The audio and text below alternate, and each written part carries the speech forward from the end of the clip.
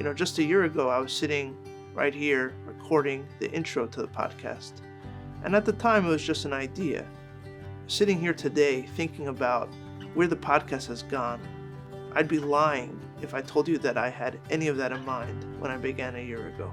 The podcast has led me to travel across the country, out of the country, to meet so many fascinating people, most of whom I'd never heard of before, certainly not met before, and to spend hours with them hearing their absolutely fascinating stories and ideas and perspectives, and then of course to share it with thousands of people around the world. One of the most precious parts of working on this project has been the response that I've gotten from people around the world. The graciousness and kindness and positivity has been something that I never dreamt of.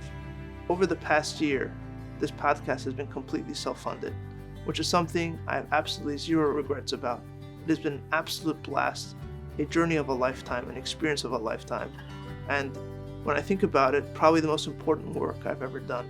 But as I look towards the coming year or years of this project, God willing, I now invite you, the listeners of Homesick for Lubavitch, to take part in making this project more sustainable.